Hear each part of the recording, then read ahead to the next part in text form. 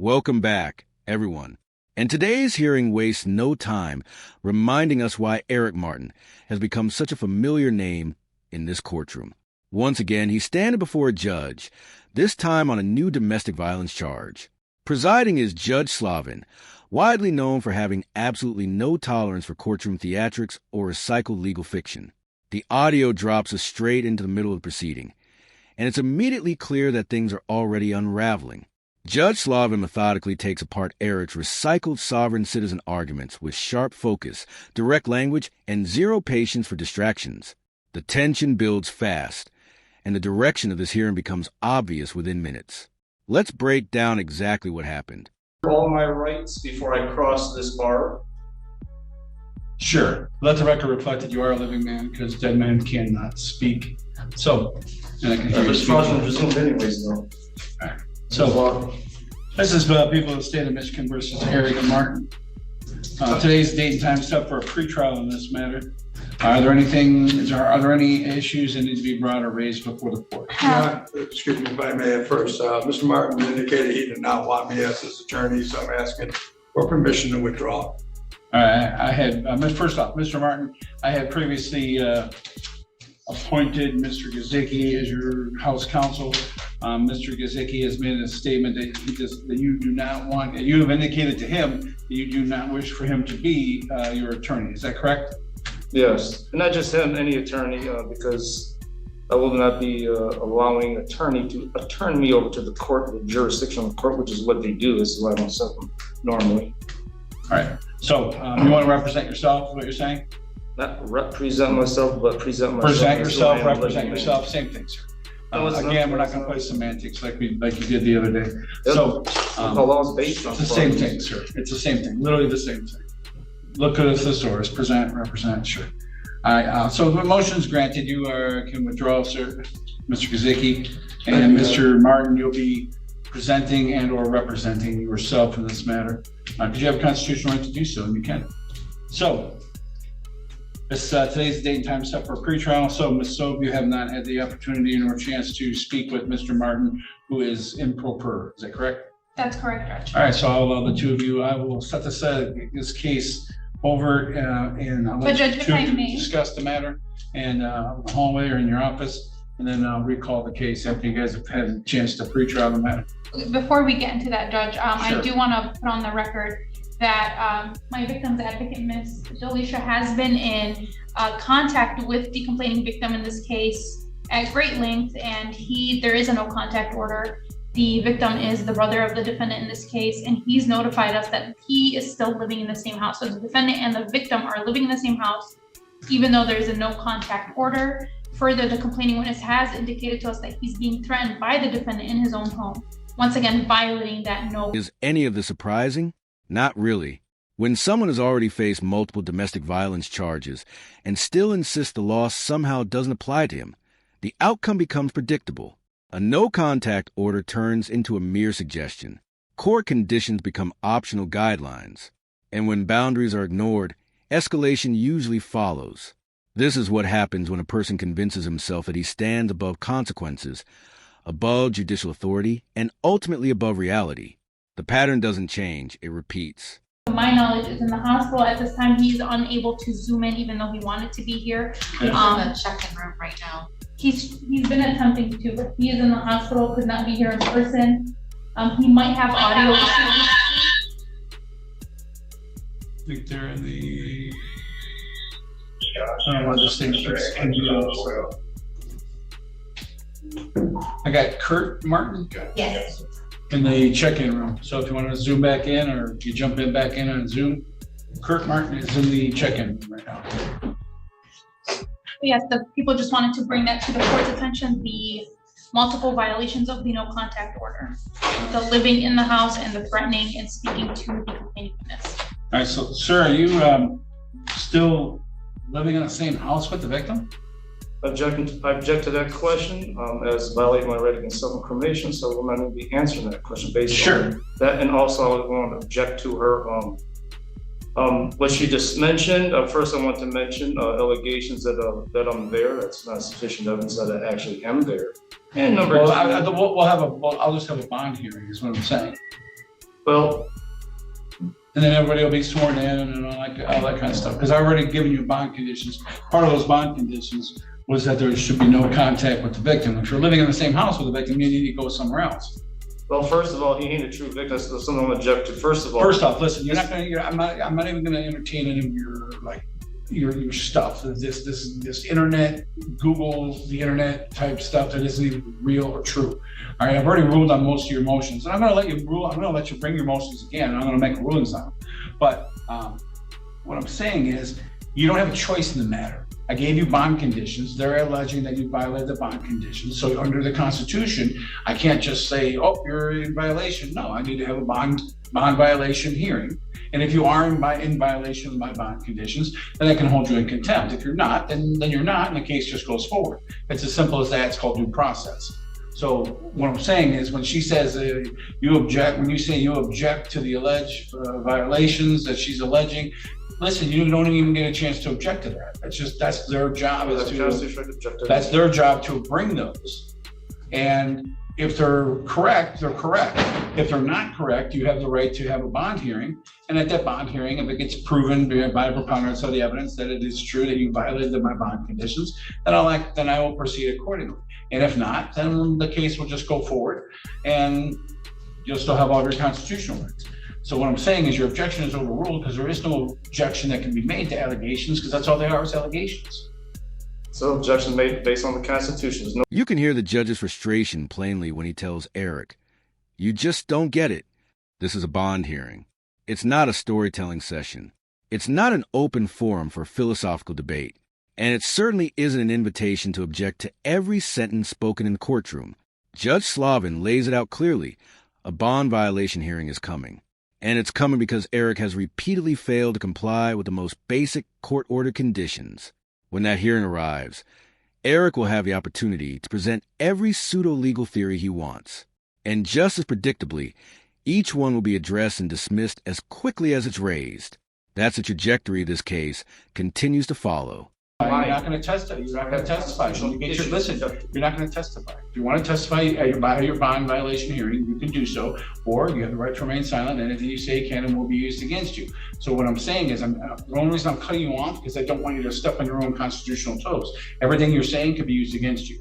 So I don't want you to say something that you didn't mean to say, and then all of a sudden, then they get to use that against you, because that's your right to remain silent. You understand that, right? You understand what I'm saying? Okay, I'll take your silence. I'll take your silence as an affirmative. No. So, well, you didn't say that you didn't understand. So No, I do not understand. You don't understand. I do not stand under anything you're saying. So, but anyways, this discussion for emotions. From an English standpoint, you're not standing under anything. I didn't build a bridge. I didn't build legally, it's not all I didn't based on. put up an umbrella. I didn't put up a canopy. I didn't put up any kind of other item that you could stand under, a ladder, you name it. So there's nothing that I've said that you can stand under.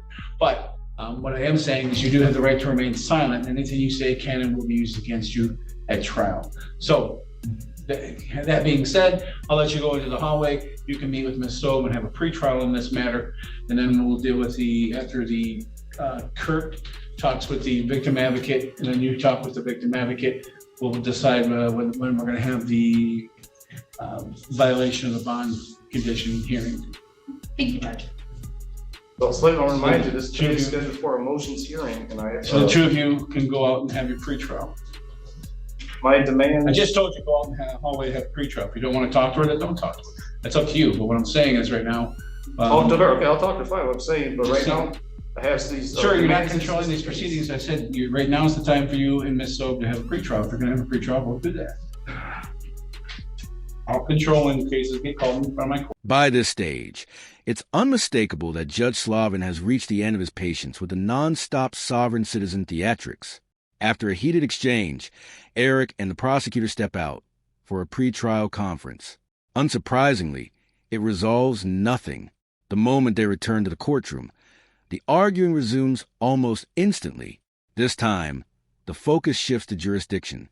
But with Eric, every pass circles back to the same recycled script: challenge authority, question jurisdiction, reject the premise, repeat. Dismiss the case for lack of jurisdiction is denied. 1, you live in Taylor. 2, you allegedly committed a crime in Taylor. 3, the complaint was filed here in Taylor and was sworn to here in Taylor. So under that Constitution, you availed yourself of the jurisdiction.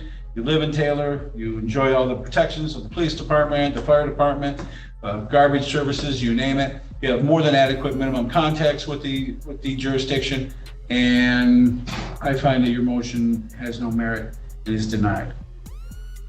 I don't object to that. As my argument, Article 3, Section 2 of the U.S. Constitution, that's totally irrelevant to when a state's a party. This court doesn't have original jurisdiction. Only the U.S. Supreme Court has original jurisdiction on Article 3, Section 2. And Article 3, Section 2 doesn't allow them, as a reason, to deny or to say that you do have jurisdiction. They do not allow it.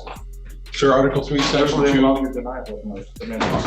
Again, your motion is denied. Article 3, Section 2 of the United States Constitution deals with when one state sues another state. And that's like trash cases like New York versus New Jersey, things like that. But they have original jurisdiction over those cases. This is the state of Michigan versus an individual who lives here in Michigan, and that's you. And so living man, living trust, living Stewie, whatever you want to call yourself, guy, big E, little G, I don't know, whatever, all that good stuff, big M. None of that makes any sense, nor does it make any difference legally. The fact that I have little yellow tassels around the flag over here, that doesn't change anything either. This is the United States. Sure, keep on mumbling. This is the United States. This is Taylor. You live in Taylor. You committed a crime allegedly in Taylor, so the case is going to start here in Taylor. And so that's why I have jurisdiction over you for the reasons stated on the record. And just the obvious, the United States Constitution and Michigan Constitution. This isn't Judge Slavin's first encounter with sovereign citizen arguments, and it certainly won't be his last. He knows constitutional law thoroughly and has dealt with enough self-declared legal scholars to recognize the pattern immediately. He understands how these arguments are structured, how they're delivered, and how they attempt to reframe established law. And each time, he responds the same way. Calm, precise, grounded in actual statutes and case law. The courtroom remains under control because the judge remains in control. On conditions, your motion to stay or set aside or dismiss the bond conditions is denied. The Michigan court rules, which are set forth by the Michigan Supreme Court, are the ones who specifically state that I can set bond conditions in order to do a couple of things. One, to make sure that you appear at court. Two, to make sure that there's a difference between the parties or allegations of violence against the parties or between the parties, that I can keep the two parties separated in time. So you need to be not living in the same place as the victim in this matter. Now, at the bond hearing, I'm going to set a bond hearing for the alleged violations of that bond hearing, because one of the things I need to know is who owns the house, like legally owns the house. Because I'm a big proponent of property rights, and that was one of the biggest things that we moved over here and created a constitution, and why property rights, and you can't just take people's property and all that kind of good stuff. So somebody's going to be moving out in the meantime during the trial. I don't know if it's you or it's a victim. Whoever actually owns, like owns the house. I'm not going to order somebody to move out of their own house and let a victim or alleged victim stay in a house that they don't even own. The victim will move. That's how that's going to work. So if you want to check with the victims and see who actually owns the house. To my knowledge, I believe it is the mother's house, Okay. and they are brothers. And the mother is still alive? To my knowledge. Okay. Is she alive? You talking about my sister, Lisa Martin? No, she always keeps saying she owns it. She owns nothing. Who owns the home? Well, I'll just look up the Wayne County Register of Deeds. Council, just make sure you just do a search in the Wayne County Register of Deeds, find out who owns the home. Well, under adverse, non-adverse possession law, because I've been living there a minimum of 15 years under that state statute. No, you see, again, I am. listen. You just have no law, but I literally teach it. So just telling you, you're wrong, because you can't have adverse possession with permission. If you have permissive use of the property, you'll never, ever going to get adverse possession. Adverse or non-adverse, okay? Okay, there is no non-adverse, trust me. I don't remember that one ever being on the bar exam. You know what? Hey, whatever bar exam you want to take, you let me know. I'll study for that one too. It's hard to believe Eric truly wants a genuine legal showdown with Judge Slavin. When it comes to actual law, statutes precedent, procedural rules. The judge operates on an entirely different level, structured, disciplined, and anchored in recognized authority. Eric, by contrast, continues to rely on internet-fueled interpretations and sovereign citizen ideology that collapse under scrutiny. This isn't a clash between two equal legal minds. It's a collision between established legal doctrine and unsupported belief. And that imbalance shows every single time. But to answer your question, let me finish saying, you always want to try to cut. No, because I want to wait till everybody's under being oath. fair. I'm staying at the hearing. I want to know legally who owns the property. I was going to mention, no, we can do that too. I'm just saying, but it's always No, we're not ready to do that now Parents' today. Justin, it was always my parents, right? House, so to say, and I don't even think they really owned it because the mortgage wasn't paid off. So I don't think really no one totally owns A it. mortgage is just a promise to pay money. It has nothing to do with actual ownership. Ownership and mortgage are two different things. I think actually all of us at the house are possessors of law. My understanding of law is we're actually possessors because the bank really owns because the mortgage was never paid off, my understanding. But it was always, so to say, our parents' house. Like I said, I don't think they really owned it. Sure, here's what I'm going to do. I'm just going to go ahead and sua sponte, look it up in the Wayne County Register of Deeds myself because it's a matter of public knowledge. And then I'll take judicial notice of the fact who's the owner. Well, like I said, That's all I got to do. Diverse and non-diverse possession, MCL statute. What we're going to do is we're going to have a hearing date, and that hearing date is going to be on the same date as the jury trial. So in the meantime, I have a right to be there because I've been there minimum didn't 15 say you. years. I mean, you don't have a right to be there, so you don't own the Sure. property. You don't own the property. Under that statute, I am. You don't own the property. So you need to vacate the premises because that's where the victim lives. I told you no contact with the victim. And that's an unlawful void order because of violation. But of it's law. not Because without any evidence, you can't just say I can't be Okay, at a so house. listen, sir, I'm going to tell you one more time. I'm not going to sit here and argue with you. If you keep arguing with me in court here, I'm going to hold you in contempt because you're just holding up everybody else who's ready to go and proceed with their cases. And you just keep bringing up the same thing that isn't anything at all to bring up.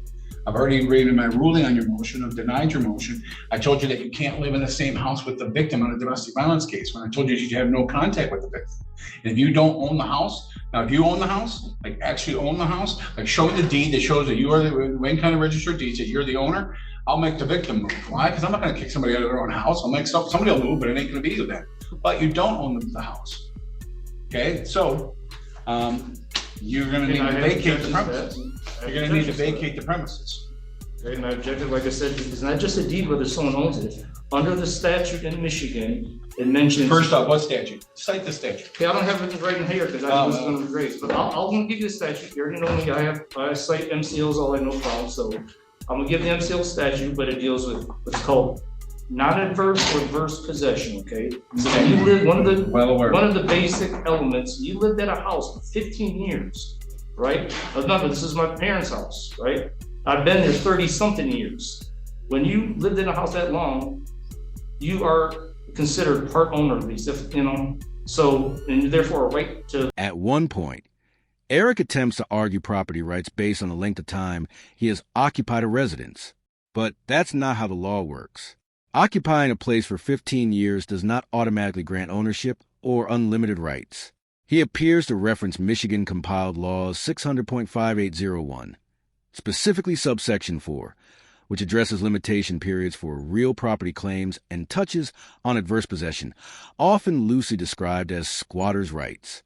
However, Eric misapplies the concept entirely. Adverse possession has strict legal requirements, and it certainly does not authorize someone to remain on property while violating court orders or harassing another individual. The argument stretches legal terminology beyond recognition.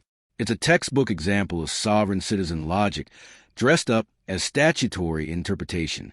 Whether you have a deed or not, that's it. And regardless of the ownership.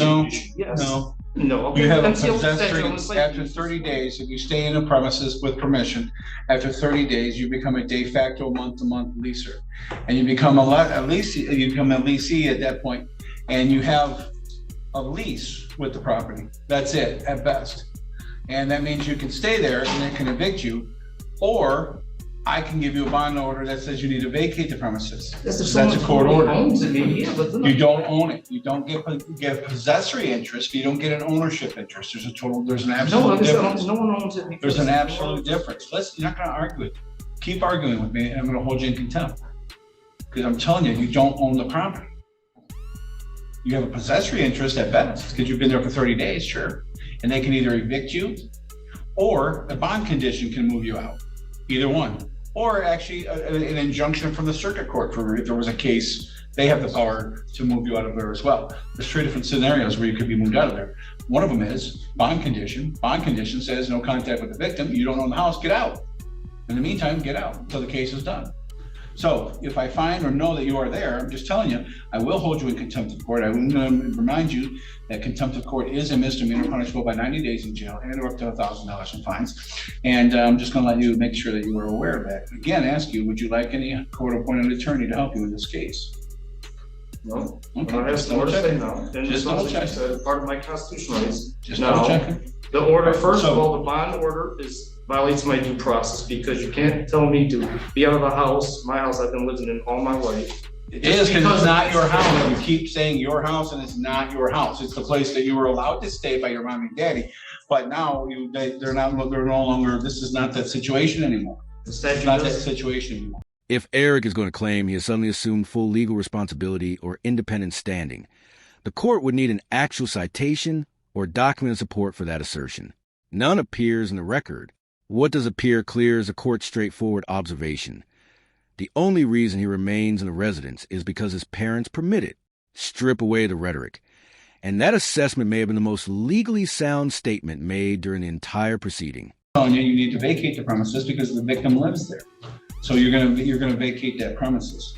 So your motion to set aside the bond conditions is denied because I clearly you can't understand simple concepts that I'm trying to tell you. So I really don't want you to have in a position where you're in the same building with the victim. Because since these allegations are ones of violent nature, I don't want that to happen allegedly to the victim again. So your motion for jurisdiction is denied.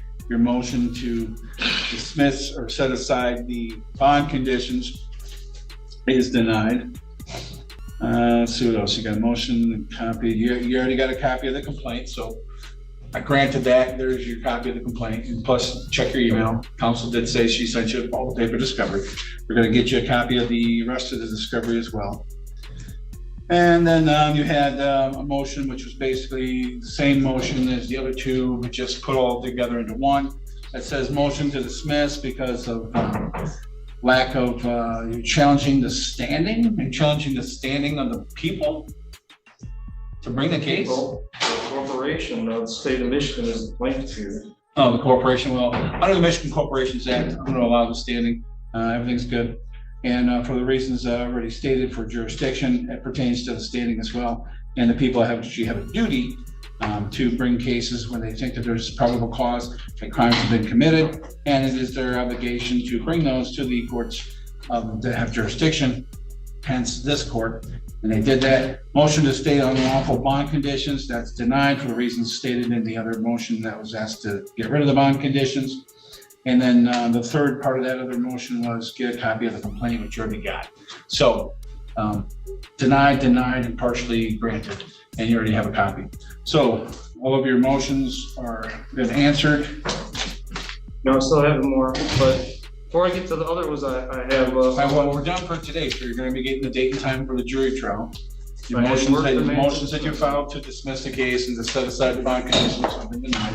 I'm going to get this jury date set, and then I'll hear any other dispositive motions on that date. I'll hear the bond violation hearing on that date, and then if there's going to be a trial, then we'll go ahead and hold the trial on that date. So refusing to hear other demands, I had to dismiss. Sure, I have three. But the motions don't stop there. Eric introduces 3 new oral motions, asking the judge to reconsider rulings that were already denied earlier the same day. Each one arrives packaged in familiar sovereign citizen language, presented as though it a groundbreaking reinterpretation of the law. Judge Slavin is prepared. Every claim is met with a direct response rooted in procedure and statute. The arguments are addressed and dismissed almost as quickly as they're spoken. The pattern repeats. Assertion, clarification, denial. On She has no standing as the prosecutor. That's one of them I have to make. So Okay, if I was motion. making- You know what? You just made the motion. I'll rule on the No, motion. but I ain't finished. Motion, No, first it's not up. a motion, it's a demand, Just- because it's based on my constitution. Demand motion, call tomato, tomato. It really doesn't matter. A motion is you're asking the court to do something. Or demanding the court to do something. Ms. Stowe, do you work for the Wayne County Prosecutor's Office? I do. Does Wayne County Prosecutor's Office have jurisdiction under the Michigan Constitution and under statutes to prosecute cases that happen and any alleged crimes that happen in the county of Wayne? I do. And you work for, who is your boss? Worthy. Kim Worthy. Kim Worthy is the elected Wayne County prosecutor for the county of Wayne? Yes, Judge. All right, motion denied. You didn't She hear has- my argument she- though. You she can't has just standing. go by what- She has standing. She's doing her job. I have not made my argument. Based on my motion. Sure, make your argument. It's okay. Make your argument. Argument is, she has no standing because she does not have a power of attorney with the so-called corporation, state of Michigan, or city of Taylor. Since she has no power of attorney that she can show to the court in evidence, she has no standing. And she can't possibly have a power of attorney because a corporation is a non-living human. So she can't possibly have a power of attorney with the city of Taylor or the state of Michigan, which is the plaintiff here, the real plaintiff. Therefore, she has no standing. All right, after hearing your argument, I'm again denying your motion. Based on what? Based on what? Based on everything you said is all legal mumbo jumbo. It makes no sense whatsoever. Like literally, if you want to know the action, it has no basis in constitutional law. It has no basis in statutory law. The fact that you're saying that a prosecutor can't do her job, she's literally hired by Kim Worthy, who is the elected Wayne County prosecutor, who under the Constitution and Michigan statutes, criminal statutes, Revised Judicial Act, and the Michigan Constitution, all coming together to give this court jurisdiction to make rulings on any crimes that happen in this jurisdiction, which they have alleged that you have done, and you got a copy of that complaint. And now they are sending their employee, okay? Because you want to talk about agency, you want to talk about power of attorney, I don't need to. When I hire somebody as my employee, I send my employee and they have what's called a parent and actual authority. Could be both, could be either, doesn't matter. That means that they send that person who has such a parent authority to go and act on, on their behalf. And Kim Worthy isn't here right now. That's why she is an assistant prosecuting attorney. And she is here at the whim of and under the control of Kim Worthy, who is the prosecutor. Now that's a legal argument that's actually based in law. Okay? Yours was not based in any law that this court would ever recognize. You can represent humans, maybe, not corporations. I didn't know. I know you're a living man. You said. I didn't know if you were a living man, and I didn't know if man was human. I didn't know which. I didn't want to be presumptuous. I didn't say human or anything like that. But I just know that you were a living man. You said. But the court does recognize that because again, dead people can't sit in my chairs and talk. So your motion is denied. All right. And we're going to get the court date for the jury trial in the mail, and that'll be for all the rest of the mail. And that brings us to the close of today's hearing, but not the end of the Eric Martin saga. At least one jury trial still looms on the horizon, assuming additional charges don't complicate matters further. For those who want to follow the full timeline without edits or commentary, 2 channels, Old Squishy Gardner and Colin, have documented the case in extensive detail. As always, share your thoughts below. Whether you agree with the court's handling or have questions about the legal process, the discussion continues. And with this case, there's little doubt that more developments are still ahead.